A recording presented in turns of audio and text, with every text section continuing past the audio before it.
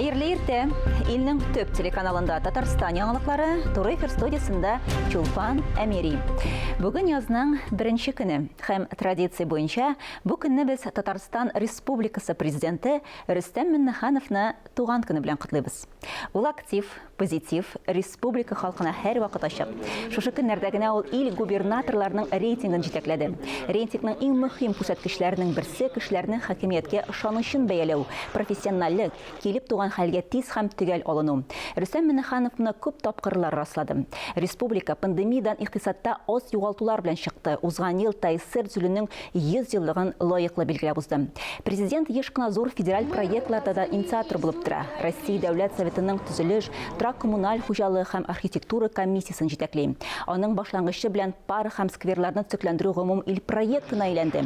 Ул эш буенча чит илләргә дә еш йөри, актив, хоккей һәм автоспорт белән мавыган. Безнең Татарстан дәүләт телерадио компаниясе коллективы да ихлас күңелдән котлауларга кушыла.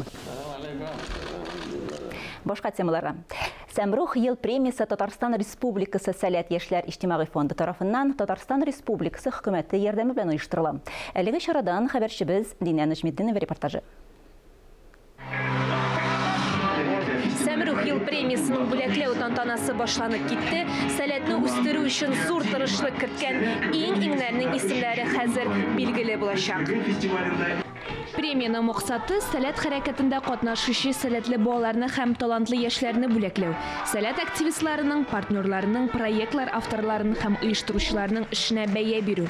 Республика күләм Сәмрух сәләтле балалар һәм яшьләр премиясында сәләт хәрәкәтендә актив балалар, яшьләр, укытучылар катнашты. Быел Сәмрух ел премиясы безнең 6нчы тапкыр уздырыла. Бу инде безнең сәләтле яшьләрне һәм балаларны барлау һәм аларны күрсәтү форсатыннан уйланып табылган премия. Бу сәләтнең бер төп вакыйгасы Сәмрух ел премиясы. Минем тәҗрибәгә килгәндә инде сәләттә мин 2013 елдан һәм барлык рольләрдә дә булдым. Минемчә һәрбер менә шул һәрбер дәрәҗәне үтеп, син директор була аласың. Быел барлыгы 13 номинация: ел сәлкеше, ел айдаманы, ел өлкән айдаманы, ел кулдашлары һәм башкалар. Яңа номинация өстәлде ел инициативасы. Анда төбәк сәләт клублары һәм сәләт активы мәктәбе проектлары катнашты. Әлеге премияны бик яратам. Мин 2нче ел рәттән режиссер. Гомумән мин сәләттә күптәннән һәм сәләт проектларында катнашам. Минем тамашачыларга бер зур соравым бар. Алар әлеге Сәмрух ел премиясына ни өчен килгәннәр икән? Хәзер инде кичкенә генә опрос уздырып алабыз. Мин карарга, абыны. Мин концерт бүген карарга килдем. Без бөтен кешеләр өчен дә җан атабыз. Динә Нәҗметдинова, Тахир Хасанов, Татарстан яңалыклары. Татар дөньясында зур кызыксыну яткан яңа татар җыр бәйгесенә нәтиҗә ясалды. Татарстан Республикасы президенты Рөстәм Миңнеханов Татарстан хөкүмәте Мәдәният министрлыгы ярдәме белән Рәшид Вахапов исемендәге Татар мәдәнияте фонды үткәргән конкурсның йомгаклау тантанасыннан хәбәрчеләребез репортажы. Гала-концерт барышында 2 дистәдән артык катнашучы бүләкләнде. Тантананы татар телен саклау һәм үстерү мәсьәләләре комиссиясе рәисе Марат Әхмәтов ачып җибәрде. Җыр бәйрәме башланганчы ук татар җыры конкурсын Татарстан президенты Рөстәм Миңнехановның дәвамлы итәргә һәм матди чыгымнарын күтәрергә әзер булуы турында игълан итте. Яңа җырлар киләчәктә дә туып торсын, җырлы халыкның киләчәге бар, аның бар. Рөстәм Миңнеханов. Шәшәк эзләсәң, шәшәк табасың, чүп эзләсәң, чүп табасың. Яңа татар җыры дигән матур башлангычның да чәчәкләрен бергәләп үстереп, җимешләрен дә бергәләп татырга ясын дигән иде конкурсның төп оештыручысы Рифат Фәттахов. Biz bugün иң әйбәт җырларны, иң әйбәт хезмәтләрне билгеләп үтәчәкбез. Алар хәтта 14 кенә түгел без уйлаганча 28 җырны без тәкъдим итәбез. Һәм без президентыбызга, хөкүмәтебезгә бик рәхмәтле. Конкурска 347 җыр җибәрелгән. Татарстаннан тыш Италиядән Рафис Хөснетдинов, Чехиядән Кыям Курмакаев, Швециядән Глюзә Зиятдин катнашты. 100дән артык җырны Башкортстанда яшәүче милләттәшләребез иҗат иткән.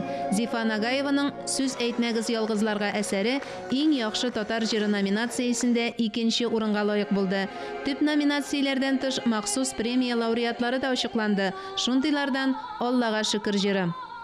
Biz бүген яңа җырларның беренче башкаручылары, әмма шуңа күрә бик дулкынланабыз һәм инде тырышабыз җиренә җиткереп тамашачыларга җиткергән җырларны һәм инде Аллага тапшырдык.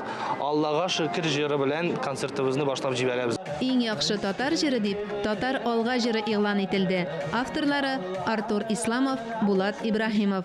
Роберт Миңнуллин сүзләренә язылган Гөлназ Закированың «И йөрәгем» җыры да беренче урынга лаек булды. Роза Якупова һәм Дилә Булгакованың «Җәй кызы» иң яхшы балалар җыры, Рәсим Фасыйхов «Без түгел ул» җыры белән иң яхшы аранжировка ясаучы буларак бүләкләнде. Мөршидә Җиһан, Фәннур Хәсәнов, Ирек Хәмидуллин, Татарстан яңалыклары. Казан Федераль университетының филология һәм мәдәният-ара багланышлар институтында барлык теләүчеләр өчен татар теле курслары башланды. Аңа 1000-нән артык кеше язылган инде. Курсларга университетның Чаллы һәм Алабуга шәһәрләрендәге филиалларында да старт бирелде.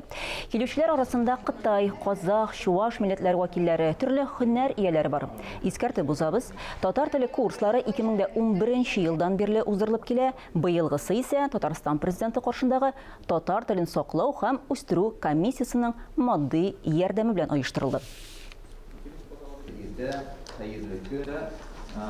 Әлеге сәгатькә шундый яңалыклар иде. Берничә минуттан соң безнең каналда хөкемдар тапшыруы. Мин Чулпан Әмири барыгызга да уңышлы эш атнасы теләп, бүгенгә саубуллашам. Иртәгә шул ук вакытта, иртәнге сәгать 9-да очрашырбыз.